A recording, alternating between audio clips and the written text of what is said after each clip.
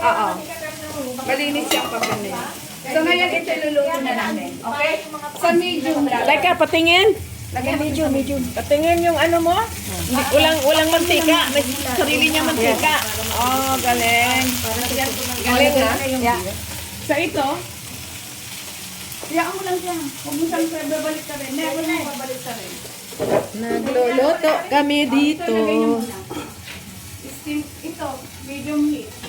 Magawa tayo ng salad. Ayan, medium heat. Hindi pa yung salad. The chef in the kitchen. Yung salad, kala ko tapos The na. chef in the kitchen. So, ang gagawin natin ngayon, di ba ang sinabi ko gagawa tayo ng potato?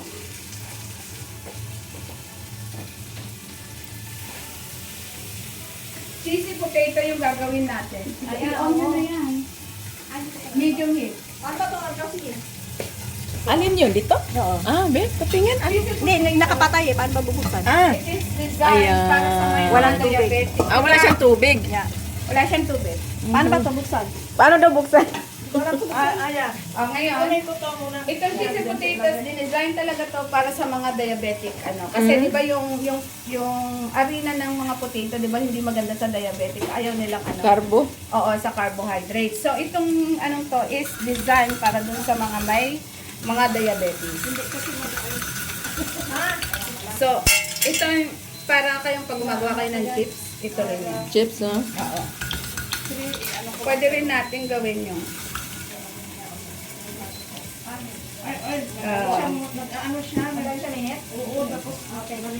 so, madali lang siyang tanggalin. Ah, iba-ibang ano? Iba-ibang cones. Shape. Oo.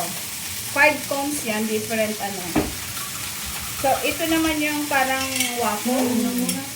Ganito. Yeah. So,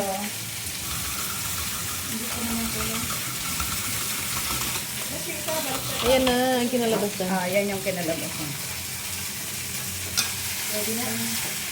So, ito naman, ito yung parang french fries na design. Ang mga ba?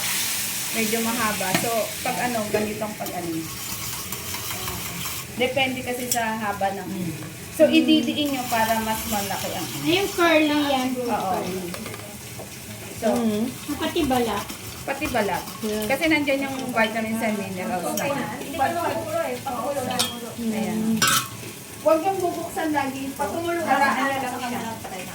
Kasi hanggat lumabas yung sarili niyang juice. Ah, pag binuksan mo na. ano. Oo. Ang Moist na ganun. Oo. Lagawin natin lahat? Yung potato? Oo, Kasi na. Oo, okay. Sa itabi mo lang yan. Itapon.